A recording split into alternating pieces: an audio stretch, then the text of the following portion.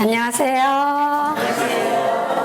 대답이 너무 시원시원 좋으시네요. 힘드시죠? 대단들 하세요. 제가 너무 존경스럽습니다. 저는 지금 경기도 의정부에서 며칠 전까지 89세 되신 어머 노모들을 모시고 살고 있었습니다. 지금 혼자 됐는데요.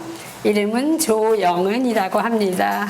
너무 만나 뵈서 반갑고요. 그리고 부족한 저를 이 단에 세워주신 그 좋으신 예수님께 너무 감사를 드립니다. 제가 이렇게 삶이 완전히 예수님께로 바뀐 그 삶을 제가 요새 가만히 뒤돌아보면 여호와의 인도하심이 어찌 그리 선하고 아름다우신지요. 저의 한 걸음 한 걸음을 너무나 선하게 인도하신 것 때문에 시도 때도 없이 제가 눈물이 흐르긴 합니다. 너무 감사해서 제가 어저께 면담을 하면서 원장님 옆에서 여러분들의 면담하신 모습을 보면서 저의 모습을 보는 것 같았습니다. 어떤 분이 그런 말씀 하시더라고요. 많은 교파를 30년간 내가 진리를 찾아서 헤매었노라. 제가 그랬거든요. 네, 56세까지 진리를 찾아서 장로교, 침례교, 감리교, 작은 개척교회, 가톨릭 정말 전심으로 근데 가는 곳마다 뭔가 항상 갸우뚱이 있는 겁니다. 시간이 짧은 관계로 생략하고 그러다가 2009년도 3월에 제7일 안식일 예수 재림교 이름도 길더라고요. 저는 잘 몰랐던 그런 교회를 선배 언니의 인도에 따라서 하나님께서 인도하신 거죠. 가게 되었습니다. 제가 교회 들어섰을 때 어떠한 분위기였냐면은 이렇게 그룹별로 대여섯 명씩 모여서 공부를 하고 있었어요. 성경 공부를 하고 있었더라고요. 그래서 이 교회는 공부하는 교회네. 왜냐하면 제가 어떤 교회에서 성경 공부를 모아서 해본 적은 없거든요. 저 평생의 직업이 주말마다 바쁜 직업이었거든요. 그래서 공부하는 교회네. 나중에 알고 보니까 그게 교과 공부, 교과 책이 있어서 전 세계적으로 다 같이 한 교과를 놓고 말씀을 연구하는 교회였습니다. 분위기가 좀 다르더라고요. 그리고 그들의 모습은 그 교회는 제가 간 교회가 광나루 교회였는데 화려했는데 그들의 마음이나 말하는 거는 너무나 부드러운 거예요. 뭐가 좀 다르다. 이렇게 하고 2009년도에 제가 재림교회를 알게 되었는데요. 이 교회 오면서 조금씩 지옥이 있다고? 하나님은 사랑이시라는데 지옥이 있다고? 이런 등등의 의문이 풀리기 시작했습니다. 진리교회인가 봐. 근데 한 가지 이상한 게 엘렌지 화인 이야기를 하는 거예요. 그분은 누구시냐고 그랬더니 160년 전에 미국에서 그러면 그분의 혹시 자서전이 있겠느냐고 있다고 하더라고요. 그 책 좀 저 좀 구해주세요. 알아야 되잖아요. 상대방을. 자서전을 읽게 되었고 그의 신앙이 너무 부러워서 나도 그런 신앙을 하고 싶다고 생각하였고 2009년 5월 2일 날 제가 새로 태어나는 침례를 받게 되었습니다. 그리고 3개월 뒤에 저희 아들과 저희 여동생이 또 침례를 받게 되었고요. 그때부터 진리를 갈급하긴 했는데 제가 일 중독자였거든요. 불면증에 수십 년을 시달렸고요. 몸이 여기저기 안 좋은 곳이 많았었습니다. 그때 저희 교회 집사님들이 하동에 있는 베들수영원을 한번 가보아라. 거기 가면 집사님이 진짜로 알고 싶어하는 진리를 만날 수 있다. 그래서 참 일이 즐거웠고 수입도 좋았고 잘 나갔기 때문에 일주일이나 휴가를 그 시간이 아까웠어요. 근데 하나님께서 해주신 것 같아요. 일주일 휴가를 내서 2012년 7월에 베델을 가게 되었는데 거기서 저의 인생이 완전히 바뀌게 된 겁니다. 자, 거기 가서 최 원장님 처음 면담할 때 어떻게 오셨어요? 그러길래 예수님이 어떤 분인지 알고 싶어서 왔습니다. 그리고 성경책을 한번 끝까지 읽어본 적이 없어서 읽어보고 싶었습니다. 성경 연구를 제가 진작 했더라면 그렇게 헤매지 않았을 겁니다. 늘 바쁘게 생활했기 때문에 어려움붙이 하나님을 구약의 하나님은 무서운 하나님, 벌 주시는 하나님 이렇게만 알고 있었죠. 근데 베델에서 이야기가 길어서 이것도 생략해야 되겠습니다. 아무튼 그 아름다우신 예수님 나를 위해서 다 주시고 나를 너무 사랑하셔서 그 고난의 길을 가시고 나를 사랑한 내 죄 때문에 십자가에서 심장이 파열해서 돌아가신 그 예수님 그 사랑을 만나게 되었습니다. 예수님의 사랑도 사랑이지만 그 아버지의 사랑에 제가 너무 목이 메었습니다. 독생자 외아들을 다 같은 것에게 주신 그 아버지의 사랑에 제가 성경책을 다 읽으면서 화이트부인의 살아남은 이들이라는 저서를 읽으면서 제가 머리가 나쁘니까 필기를 하는 습관이 있거든요. 필기하면서 읽는 동안에 제가 말씀을 다 읽고 책을 끌어안고 엉엉 울었던 게 하나님은 온전히 사랑의 하나님이시구나. 그분은 100% 사랑이셨구나. 내가 얼마나 그분을 오해하고 살았는가, 얼마나 많은 회개를 했는지 모릅니다. 그 예수님을 만난 3개월 동안 흘린 눈물이 저의 59년 동안 흘린 눈물보다 더 많았던 것 같아요. 감사의 눈물과 회개의 눈물과. 그러면서 일주일 휴가 냈었다 그랬죠. 그게 이제 보름이 되고 한 달이 되고 석 달이 되고 근데 환자분들 따라다니면서 막 예수님 얘기를 하고 하니까 가시는 분마다 조집사님은 여기 계세요. 가시지 마세요. 아니요, 나는 서울 사람이에요. 시골에서 못 살아요. 이랬던 제가 저를 하나님께서 거기서 아름다운 집을 짓고 살게 해주시고 2년 반을 봉사자로 살게 해주셨습니다. 그랬던 이유는 예수님께서 저에게 주신 목숨, 시간, 저의 재물, 저에게 주신 달란트, 제 것은 하나도 없더라고요. 다 그분 것이더라고요. 내 것이 다 없다는 걸 아는 순간 그 좋아하던 경제적으로 잘 나가고 명예를 갖고 그 좋아하던 여행, 그런 것들을 사도 바울의 빌립보서 3장 7절의 고백처럼 다 배설물로 여기게 되었습니다. 내가 유익하다고 생각했던 걸 다 해로 여기게 되었습니다. 그러니까 회사에 전화해서 저 회사 그만둡니다. 하루아침에 세상을 내려놓게 하셨습니다. 그때 최 원장님이 저한테 그러셨어요. 얘기 들어보고 하는 거 보면, 왜냐면 그 당시 베델에 들어가기 전까지 저는 고기만으로 살았고 또 술도 좋아했고 많이는 못 마셨지만 뭐 와인 정도 이렇게. 야, 조집사 완전 날라리로 살았네. 90% 공사 중이야. 그랬던 저를, 그렇게 형편없었던 저를 제가 예수님의 사랑을 알게 하시고 그 사랑이 너무 커서 세상을 아낌없이 순식간에 내려놓게 하시더니 7년 됐죠? 단 한 번도 저를 뒤돌아보지 않게 하셨습니다. 그 많았던 재물들, 시간들, 그 화려한 옷들, 화려한 집들, 화려했던 여행들, 그것 속에서는 평화가 없었습니다. 늘 목마름이 있었어요. 이게 뭐지? 나는 왜 이렇게 끊임없이 목이 마른 거지?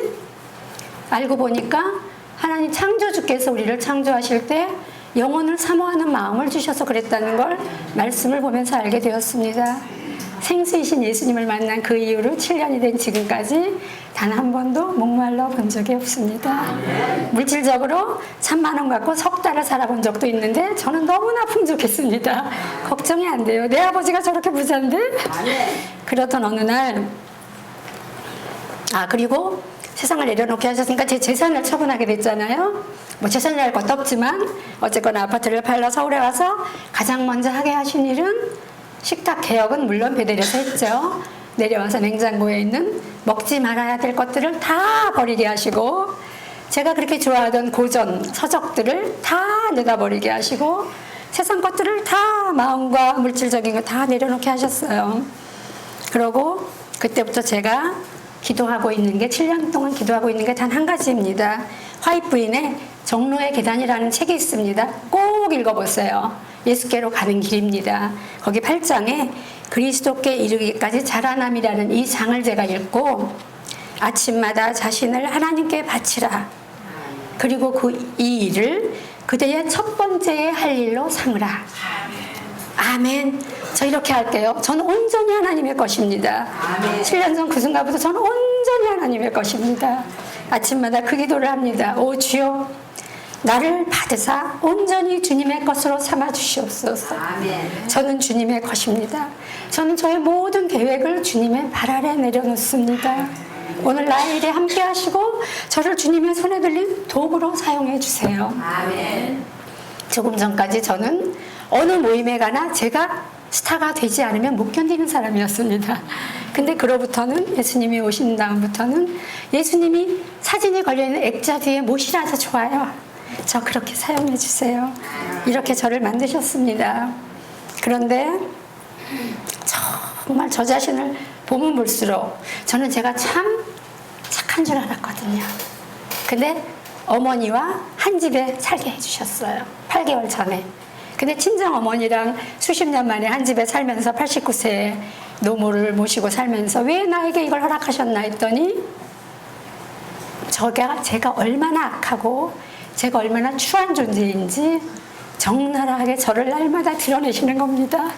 제가 무엇을 했을까요? 회개를 했죠. 끊임없이 눈물에 회개를 하면서 주님, 저의 죄를 다 가져가 주세요. 베드로가 예수님을 3번 부인할 줄 본인이 알았겠습니까? 몰랐거든요. 잘하네. 내 속에 거하는 죄, 로마서 7장에 그것이 나를 속인 겁니다. 우리는 그걸 속고 모르고 있는 겁니다. 그래서 이 더러운 죄, 내 속에 거하는 죄를 특별히 가져가 주세요. 열심히 기도를 하는 그런, 그러니까 저를 끊임없이 정결케 하시는 것 같아요. 아멘. 저희들에게 허락하시는 모든 일들은 그게 병일지라도, 그게 너무나 큰 난관일지라도 제가 너무나 압니다. 경험으로. 어떠한 병이 나에게 왔을지라도, 시한번 인생을 받았을지라도 그것은 나를 다듬어서 데리고 가시기 위한 하나님의 사랑입니다. 맞습니까? 저 경험으로 너무나 압니다. 근데 어느 일요일 아침, 간증은 지금부터입니다. 한 달 조금 전이에요.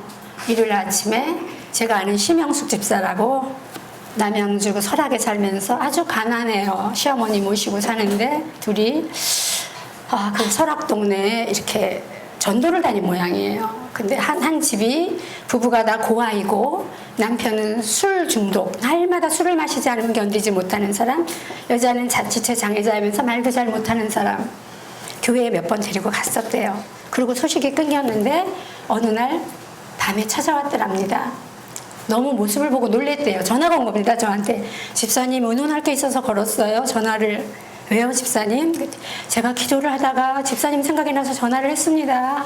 무슨 일인데요? 그랬더니 이런 사람이 있는데요. 암으로, 아남이래요. 아남. 근데요, 한쪽 눈을 뽑고 눈이 푹 들어갔더래요. 뺨은 다 무너지고 너무 이상한 몰골로 나타나가지고 병원에 입원해서 5개월 있다 나왔더니 일용근로자였는데 월세를 내고 집이 없어져 버렸더래요. 집주인이 짐을 빼서 컨테이너에 넣어버린 거예요. 갈 데가 없어진 겁니다. 집사님, 이런 사람이 우리 집에 와서 3일만 재워달라고 사정을 하는데요. 제가 알다시피 시어머니가 믿지 않는 무서운 시어머니거든요. 교회 다닌다고 막 이러셨던 시어머니. 그래서 하루는 잠깐 재워줄 수 있었지만 이분들을 보낼 곳이 없네요. 저한테 그러는 거예요. 그 얘기를 듣는 순간 제 마음에 기쁨이 몰려오는 겁니다. 아멘. 저는 어떤 인간이냐 하면은요, 사람을 깔끔하고 예쁘고 좀 이렇게 멋있는 사람만 좋아해요.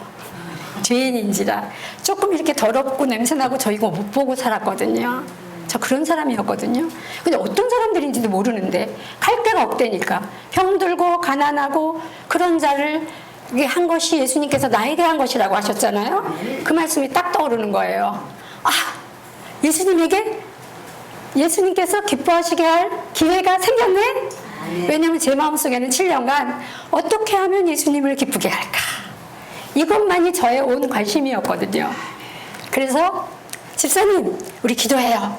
그리고 당장 전화로 기도를 했습니다. 한 영혼을 천하보다 귀하게 생각하시는 우리 아버지, 2 영혼이 갈 곳이 없다고 합니다. 저희 집은 제가 어머니를 모시고 있어서, 전에는 저희 집이 항상 누구나 오는 집이었는데 우리 어머니가 좀 까다로우세요. 그래서 모시고 있어서 어디로 보내면 좋겠습니까? 라고 기도를 하고, 집사님, 우리 기도했으니까 응답 있을 거예요. 좀 기다려보세요. 끊고 또 제가 혼자 기도를 했습니다. 근데 김인자 집사님이 딱 떠오르더라고요. 이름이. 그분은 아들 조상의 의사, 나중에 아시게 될 겁니다. 그 의사를 신앙으로 키워내신 분인데 남편이 돌아가시고 시골에서 그러니까 자기 집을 개방해서 힘든 분을 도와주시겠다 이렇게 하시는 분이 딱 떠오르는 겁니다. 그래서 아버지 김인자 집사님의 마음에 역사해 주세요. 저 지금 전화하겠습니다. 전화를 딱 했어요. 근데 집사님 오갈 데가 돈도 무일푼이고 병 걸리고 암 환자고 술 마시고 담배 피고 어떻게 살아가는지 나는 모릅니다. 근데 너무 불쌍한 영혼인 거는 확실합니다. 어떡하죠? 그랬더니 집사님 제가 이렇게 기도했어요. 쾌히 승낙하게 해주세요. 아멘. 조금 망설이면 안 데려갈 거예요.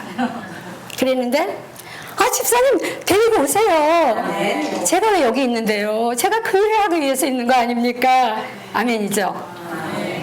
그래서 전화했습니다. 지금 갈게. 짐 싸놓고 기다려. 그리고 50분을 운전을 하고 일요일이었어요. 제가 그날 다른 약속이 있었거든요. 새로남 쉼터에 있는 환자분을 면회 가기로 했었는데 거기 전화 걸어서 죄송해요. 제가 내일 모레 갈게요. 그리고 이제 50분을 달려가는데 운전대에 앉자마자 눈물이 막 쏟아지는 겁니다. 왜 눈물이 났냐면요. 아버지 어떻게 감사해서 아시네요. 아버지 어떻게 나 같은 것을 이렇게 좋은 일에 사용을 하십니까? 너무 기쁜 거예요. 그래서 막 울면서 주님을 찬양합니다.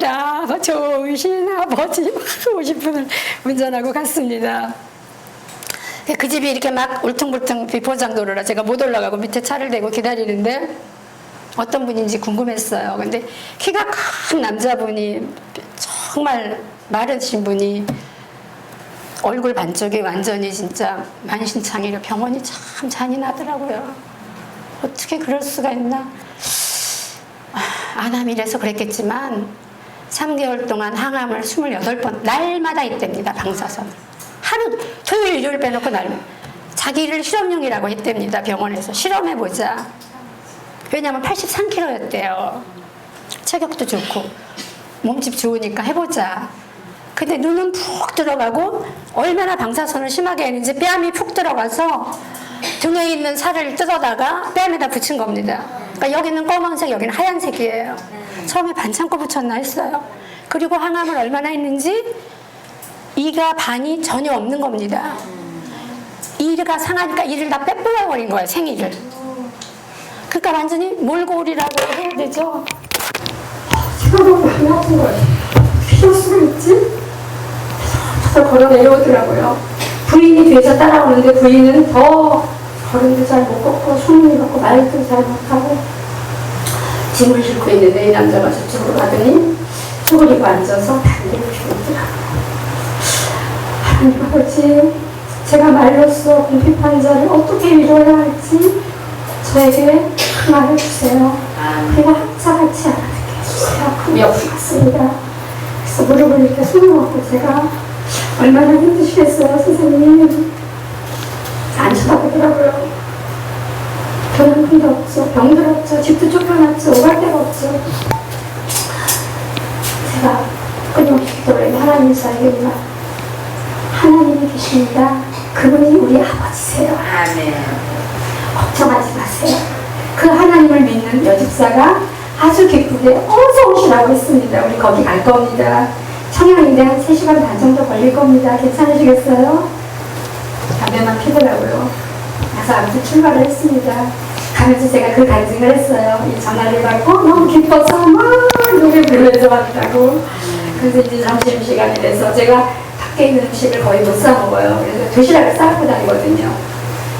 그분이 그런 분인지 모르고 하나님께서 얘기하신 거죠.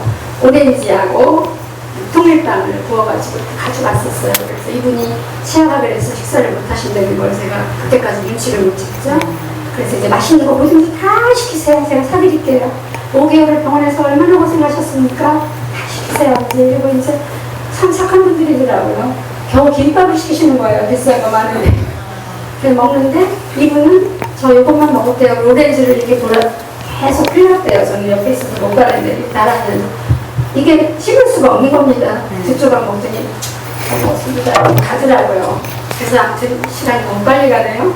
그래서 이분들을 성향에 모셔다 드리고 그냥 올 수가 없잖아요. 그래서 심영수 집사님과 같이 갔어요. 그분은 외박을 할 수 없어서 갔다가 와야 되는 상황인데도 3시간 반 길을 따라 나선 겁니다. 그리고 거기서 하룻밤을 같이 자고 심영수 집사는 가야 되니까 밤에 다시 서랍으로 돌아가고 저는 하룻밤을 같이 자고 그 다음날 아침에 김민자 집사님이 아침 예배 시간에 집사님이 시간을 좀 쓰시죠. 그래서 제가 아침에 새벽에 말씀을 보고 있는데 하나님께서 이사야서 46장 3절 말씀을 저에게 주셨습니다. 아침에 새벽에 이 말씀을 딱 주시더라고요. 그래서 이 말씀을 이 사람들에게 해줘야 되겠구나라고 생각했는데 저에게 시간 쓰라 그래서 너무 감사하잖아요. 그래서 창세기 1장에 하나님, 창조주 하나님, 이 세상을 창조하신 분, 그분이 내 아버지고 나를 만드신 분이다. 그리고 요한복음 1장 1절로 가서 요한복음의 말씀이 육신이 되신 그분, 창조주 그분이 예수님이시고 나를 위해서 십자가에 가신 분이다. 이런 얘기 들어본 적 있으니까 교회는 몇 번 가본 적 있지만 하나님은 없다라고 생각하고 살았답니다. 나를 믿지 하나님을 믿어 이러고 살았답니다. 그리고 이사야서 46장 3절이 무슨 말씀이냐면요, 야곱 집이여 이스라엘 집의 남은 자여 나를 들을지어다. 제가 읽겠습니다. 근식이에요. 그분 이름이 근식씨예요. 근식아 나를 들을지어다. 우리 아버지가 말씀하시네요. 근식이 네가 배에서 나무로부터 내게 안겼고, 네가 배에서 났을 때 내가 너를 안았단다. 그리고 네가 엄마의 모태에서 나무로부터 나에게 품기운 너 근식아 주리야. 그리고 내가 노년에 이르기까지 너에게 그리하겠다. 그리하겠다가 뭘까요? 안아주고 품어주시겠다는 거죠. 그리고 있더라고요. 그래서 내가 지었은즉 내가 품을 것이요 안을 것이 구하여 내리라. 아멘.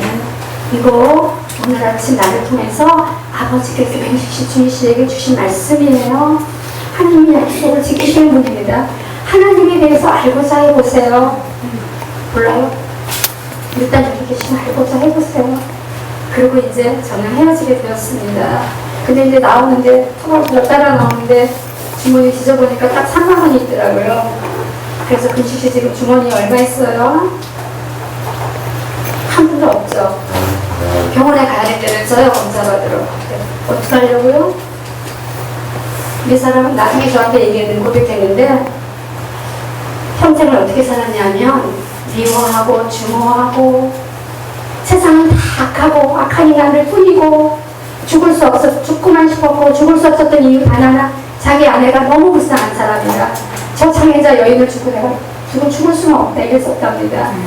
그러니까 전혀 사는 삶에 대한 소망이 없었던 사람이니까 그런 면도하게 모르겠어요. 아버지. 그랬는데 제가 3만 원 주면서 근식씨인데 미안해, 더 있었으면 더 주고 싶었는데 이거밖에 없네요. 아니 집사님 이거 갖고 계시다가 병원에 가세요.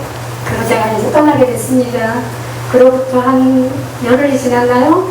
서울의 한양대병원에 그들이 온다는 소식을 들었습니다. 그리고 바꿔서 제가 사실은 좀 이렇게 생각을 못하고 살았어요. 근데 한양대병원에 온다는 소리를 듣고 이 뜨거운 여름날 쫓아갔습니다. 지하철을 몇 번을 갈아타고 이 정도에서 셔틀버스 있는 것도 모르고 그 언덕길. 근데 하나님께서는요, 제가 셔틀버스를 타고 편안하게 올라가지 않고 언덕길을 땀을 뻘뻘 흘리고 올라간 것도 은혜였던 겁니다. 그들이 그런 제 모습을 보고 놀란 거예요. 언덕길을 뻘뻘 올라가가지고서는 가보니까 저를 보더니 깜짝 놀라는 거예요. 근데 놀라운 말이 그 얘기에서 나왔습니다. 집사님 보고 싶었어요. 얼굴 표정이 변해 있어요. 제가 불과 며칠 전에 본 그 사람이 아니에요. 아무도 똘똘 뭉쳐있던 그 사람이 아니에요. 그래서 얼굴이 너무 편해 보여요. 그랬더니 네. 그래서 뭐라 그랬냐면 악한 사람들만 있었는데 신영수 집사의 모습에서, 저의 모습에서, 김인자 집사의 모습에서 이거는 사람들이 아니다. 사람이라면 이럴 수가 없다. 분명히 뭐가 있긴 있다. 이 사람들은 사랑이 있네? 그럼 하나님이 계신 건가? 이 얘기를 했습니다, 저한테. 그래서 집사님 너무 감사한데요. 제가 이 은혜를 어떻게 갚아야 좋을까요? 제가 그랬습니다. 근식씨 2가지 약속만 해주면 돼요. 그게 은혜가 없는 거예요. 뭔데요, 집사님? 제가 다 깨워보든지. 첫째, 하나님에 대해서 알고서 하세요. 성경 말씀을 읽으세요. 네, 하겠습니다. 건성으로 은혜 갖기 위해서 하지 말고 정말 알고자 하세요. 예, 그럴 겁니다. 2번째, 담배 끊으세요. 주시는데 물론 정답입니다. 근식씨가 참 정직한 사람이네요. 담배 못 끊는 거 정답입니다. 기도하세요. 친구에게 얘기하듯이 기도하세요. 아버지, 내 아버지라면서요. 나 담배 못 끊어요. 아버지가 끊게 해주세요. 계속 들으세요. 예, 주위에게도 얘기했습니다. 알았지? 남편 위해서 이렇게 기도해. 근데 이 여자 참 이쁜 게요. 계속 생글생글 웃어요. 태시시 웃어요. 뭐라 그러면 태시시. 말도 잘 못하거든요. 태시시 웃어요. 너무 사랑스러운 거예요. 그들의 모습이 내 눈에 어찌 그리 사랑스러운지요. 그 흉한 모습이 제 눈에 안 보이는 겁니다. 첫날의 그 모습이. 그리고 주위도 장애자 그 신청을 하면 나라에서 뭐 나오잖아요. 근데 그걸 안 하고 있었던 거예요. 제가 얼른 가서 신청을 해줬더니 오늘은 안 되고 이틀 뒤에 준답니다. 그래서 이제 그럼 서울에서 2박 3일 있어야 되잖아요. 있을 곳을 이제 마련해 주고 또 도시락을 싸갔거든요. 아, 치아가 없었지. 견과류를 갈고 저 평생에 이런 일 한 번 처음입니다. 제가 한 게 아니에요. 하나님께서 끊임없이 기회를 주시더라고요. 아, 네. 견과류를 갈고 복숭아를 또 사서 그건 조금 이렇게 자르고 통밀빵을 그렇게 잘 먹는데요. 제가 많이 보내줬거든요. 그리고 금식씨 뭐 먹고 싶어? 전화를 통화했을 때 아니요 괜찮아요 그러는 걸 하나님께서 바나나 그러시길래 바나나 안 먹고 싶어? 아 네 그래서 또 보내주고 제가 한 게 아닙니다. 전혀. 그랬는데 이제 그걸 신청을 해줘서 이제 갈 곳을 정해줬는데 마침 아는 사람 연락이 된다고 그 집에서 자고 계느라고 그러니까 이제 그러면 검사 받고 가세요. 나는 바쁘니까 그러면 날 굉장히 더웠거든요. 그리고 빠이빠이 하고 헤어졌는데 이틀 뒤에 이제 주희씨 검사 받으러 오는 날인데 제가 다른 볼 일이 많았거든요. 가만히 못 있겠는 거예요. 제가 했겠어요? 성령께서 등을 떠미셨죠. 너 빨리 가. 또 도시락을 뒤집어 주시면서 또 하는데 병원에 갔습니다. 근데 전화가 딱 온 거예요. 집사님, 주희가 지금 검사를 받았는데요. 뭐 어쩌고저쩌고 해서 근식 씨가 지금 병원인데? 네? 병원 앞에 왔어요. 너무 좋아하는 거예요. 그렇게 행복해 할 수가 없는 거예요. 그래서 3시 같이 점심을 먹고 저를 이렇게 부르더니 저쪽에 가서 할 얘기가 있대요. 사실은 비밀인데 내 아내도 안 환자예요. 아내가 너무 불쌍하대요. 살리고 싶대요. 그래서 크신 위원이신 예수님을 소개해 주었습니다. 아, 네. 사람다 예수님께서 살려주실 거예요. 아, 네. 이렇게 사랑하셔서 우리를 보내주셨잖아. 예수님께 맡겨. 내가 주인에서 열심히 기도할게. 이렇게 헤어졌습니다. 그리고 계속 날마다 이렇게 문자가 오는 겁니다. 뭐라고 하면 전에는 집사님 교회만 가면 화요일 집사님 우리 교회 왔어요. 금요일 집사님 우리 교회 왔어요. 아, 네. 근데 요새는 날마다 문자가 오는데 귀여운 집사님, 사랑스러운 집사님. 내가 그래 유식심이 내가 좋아하는 단어가 귀여움이라는 단어야. 계속 그냥 불러줘. 마태복음 25장 40절에 이렇게 말씀하셨죠. 너희가 여기 내 형제 중에 지극히 작은 자 하나에게 한 것이 곧 나에게 한 것이다. 아, 네. 저는 예수님에게 한 것입니다. 그분들이 제 눈에 예수님을 보였고 그분들을 그 일을 통해서 하나님을 만나게 되었습니다. 아, 네. 저녁에 전화해서 근식 지금 뭐 하는데? 그러면 성경 말씀 보고 있어요. 아, 네. 제가 병원에서 만났을 때요. 그거 있잖아요. 가슴 뛰는 이야기 15선. 전도연 책자. 그게 처음부터 끝까지 너무 성경 66권이 이 작은 책자 안에 다 들어있어. 다행히도 이 친구가 책을 좋아하더라고요. 그래서 그 책 안에다가 봉투를 넣고 예쁜 봉투에다가 필요한 돈을 하나님께서 주셨어요. 그래서 넣어가지고 사람은 그래도 주머니 돈이 얼마 있어요? 든든한 거야. 이 책 꼭 읽어보세요. 줬어요. 그런데 여기 이틀 전인가 전화가 왔습니다. 뭐라고 전화 왔냐면요. 집사님을 만난 게 제 인생의 전환점이었던 것 같습니다. 세상을 미움과 증오와 울분만이 가득한 사람으로 살았는데 처음으로 진정한 사랑을 만나서 희망이 생기고 삶이 이렇게 생겼습니다. 지금도 꿈인지 생신인지 모르겠습니다. 저녁에 들어오면 요새 너무 행복해가지고 나도 이분들처럼 살아야 되겠다. 그리고 그래요. 집사님 만약에 우리끼리만 거기 갔으면 얼마나 불안했을까요? 집사님 따라와주셔서 얼마나 든든했는지 모릅니다. 이 작은 여자를 예수님 덕분에 제가 그런 말도 듣고 살고 있습니다. 집사님 하룻밤 계셔주시고 그 다음날 해주신 말씀이 마음에 기억이 되는데 청년대사였죠.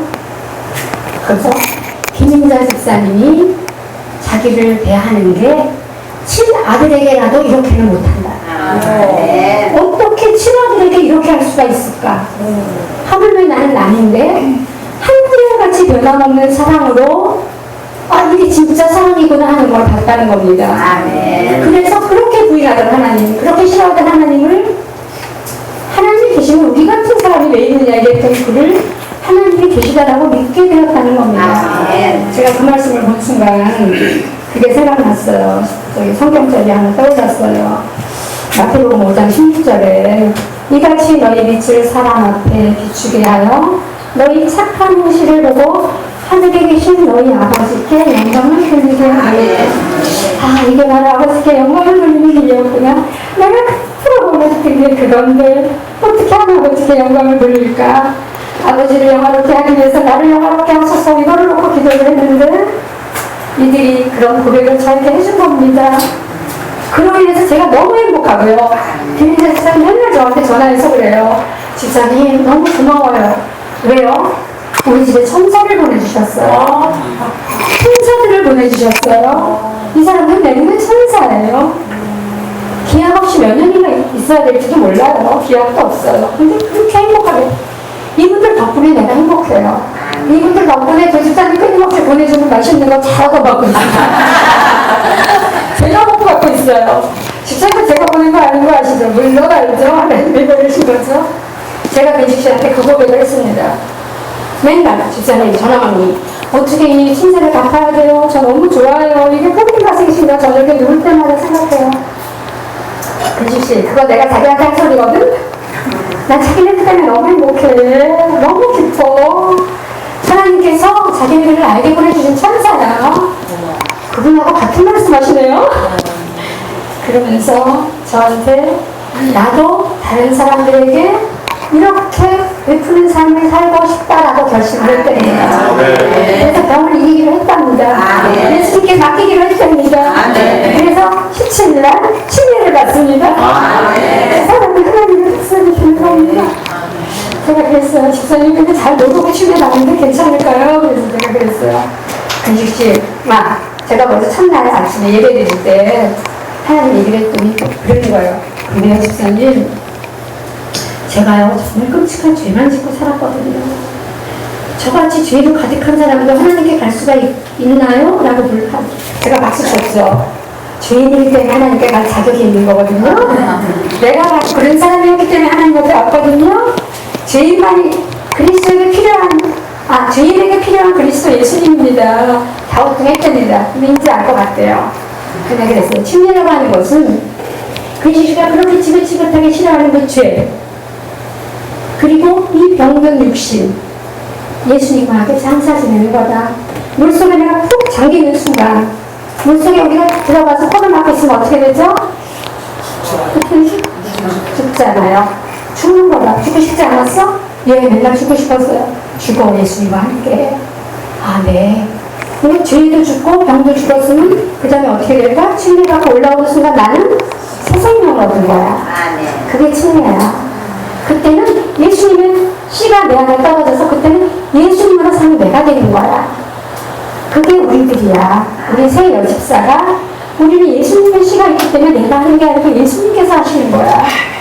예수님이 내 안에 오시면 그냥 되어지는 거더라고요. 그래서 그렇게 얘기했더니 신뢰가 굉장히 좋은 거네요. 저희들이 받기를 하기를 잘한 거네요. 그래서 신세 받으니까 고마워서 받겠다 이런 생각이었어 혹시? 아니요. 하나님을 알고 싶었어요. 그런 대화를 하면서 제가 얼마나 행복했겠습니까? 시간이 많이 갔네요. 제가 마지막으로 20분만 하려고 그랬는데 요새 우리 교단의 교과 공부가 도움이 필요한 자들을 위한 사역, 이거에 대해서 저희가 공부를 하고 있습니다. 이번에 교과책을 공부하는데 예습을 하는데 이렇게 나와 있더라고요. 성경에는 가난하고 억압받는 자들에 대한 하나님의 특별한 관심을 표현한 성경절이 무려 2103개나 된다고 합니다. 하나님은 가난하고 압제를 받는 자들을 돌볼 때 우리는 실제로 하나님께 경배와 영광을 드리고 있는 것입니다. 저를 사용하시고 경험케 하신 이 간증이 오직 예수님께만 영광을 누리는 간증이 되기를 제가 간절히 원하면서 이 자리에 섰습니다. 마지막으로 구호봉사라고 하는 책이 있습니다. 하이브리스 책인데 거기 이사야서 58장 하나님의 처방이 나와 있습니다. 우리 아버지는 어떤 이렇게 필요할 때 필요한 말씀을 저에게 갖다 주시는지요. 어떤 어려움에 처하거나 어떤 상황이 될 때 그 말씀을 저에게 양식으로 주십니다. 이런 양식을 주셨습니다. 복음의 참된 해석. 복음을 어떻게 참되게 해석하는가. 도움이 필요한 자들에게 이기심 없는 관심을 보여줌으로써만 복음의 진리를 실제적으로 증거할 수 있다. 우리가 그거 한 거 맞습니까? 주님께서는 이 사업에서 그들에게 성공을 거두게 하실 것이다. 우리가 그렇게 한 것이 아니고 하나님께서 우리를 도구로 사용을 하셔서 그렇게 하게 하신 것입니다. 주님께서는 복음이 실생활에 적용되어 생활화되고 실천될 때 그것은 구원을 주시는 하나님의 능력이 되기 때문입니다. 육체를 위하여 그리스도께서 하신 것과 동일한 사업과 영혼을 위해서 그리스도께서 하신 것과 같은 사업이 연합될 때 복음이 올바르게 해석된다. 이사야 58장에 참된 금식, 참된 복음을 이사야 58장에서 명령한 자선사업은 하나님께서 당신의 백성들에게 이 시대에 행하기를 바라시는 사업이다. 영광을 받으시는 우리 예수님 너무 감사드리며 마칩니다. 기도하겠습니다. 아버지, 너무 좋으신 우리 아버지, 저희 같은 죄인을 다듬어서 사용하시고 영원히 함께 살기를 원하시는 우리 아버지, 저희들이 가지고 있는 버리지 못할 것이 무엇입니까? 아버지, 여기 모아주신 이 귀한 영혼들 자아를 주님이 십자가 아래 온전히 버리고 돌아가는 역사가 일어날 수 있도록 도와주시옵소서. 내가 버리지 못하는 것이 무엇인지 보여주시고 자복하고 회개하여 그 주신 예수님을 내 마음에 영접할 수 있도록 도와주시옵소서.